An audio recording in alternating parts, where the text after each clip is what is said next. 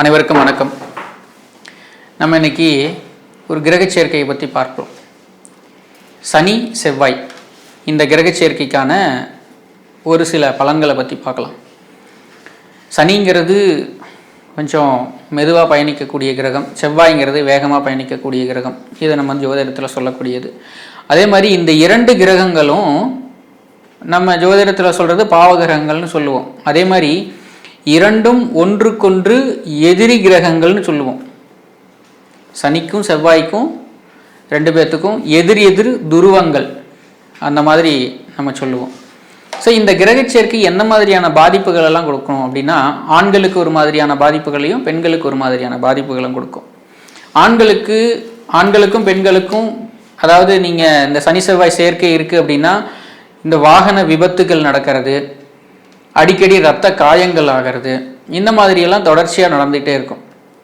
அடிக்கடி விபத்துகள் நடக்கிறவங்களுடைய ஜாதகத்தில் எடுத்து பார்த்தீங்க அப்படின்னா இந்த சனி செவ்வாய் சேர்க்கை இருந்துகிட்டு இருக்கும். அதே மாதிரி ஒரு பெண்ணுக்கு சனி செவ்வாய் சேர்க்கை இருக்குது அப்படின்னா அந்த பெண் திருமண வாழ்க்கை அப்படிங்கிறது மிகப்பெரிய ஒரு கேள்விக்குறி.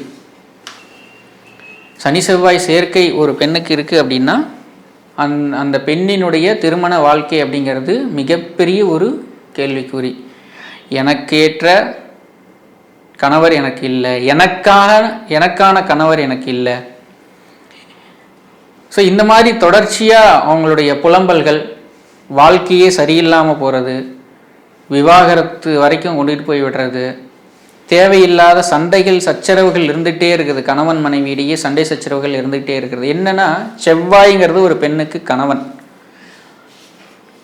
இந்த சனி செவ்வாய் சேர்க்கை இருக்கக்கூடிய பெண்கள், அவர்களுடைய கணவர் திருமணத்துக்கு முன்பு நல்லா வேலை செஞ்சுட்டு இருந்தார், நல்லா வேலைக்கெல்லாம் போயிட்டு இருந்தார், இப்போ வேலைக்கே போகிறதே இல்லை, தொழில் செஞ்சிட்டு இருந்தார், நஷ்டமாயிடுச்சு, இப்போ எந்த வேலைக்கும் போகிறதில்ல, நான் தான் வேலைக்கு போயிட்டுருக்கேன், நான் வேலைக்கு போய் நான் என்னுடைய குடும்பத்தை கவனிக்கக்கூடிய சூழ்நிலைக்கு வந்துட்டேன் இப்படின்னு சொல்கிறவங்கள நிறைய பேரை பார்த்துருக்கோம்.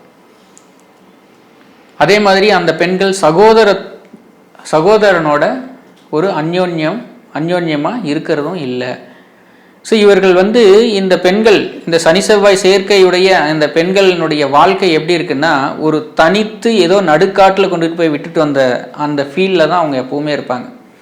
எனக்குன்னு யாருமே இல்லை, எல்லா உறவுகளும் தாய் தந்தையர் கூட பிறந்தவங்க கணவன் பிள்ளைகள் எல்லாரும் இருந்தாலும் அவர்களுடைய வாழ்க்கை என்ன அப்படின்னா, ஒரு நடுக்காட்டில் ஒரு நடுத்தீவில் தனியாக இருந்தால் எப்படி இருக்குமோ அந்த மாதிரியான ஒரு சூழ்நிலை, அந்த மாதிரியான ஒரு ஃபீல் தான் அவங்களுக்கு எப்பவுமே இருந்துகிட்டே இருக்கும். அதே மாதிரி இவங்களுக்கு பல் சார்ந்த பிரச்சனைகளும் அதிகமாக வரும். பல் சீக்கிரமாக விழுறது அல்லது பல் உடையிறது, இந்த மாதிரியான தொந்தரவுகள் இருந்துகிட்டே இருக்கும். அதே மாதிரி ரத்தம் சம்பந்தப்பட்ட பிரச்சனைகள், இரத்த குறைபாடு, இதெல்லாம் இவங்களுக்கு தொடர்ச்சியாக இருந்துகிட்டே இருக்கும்.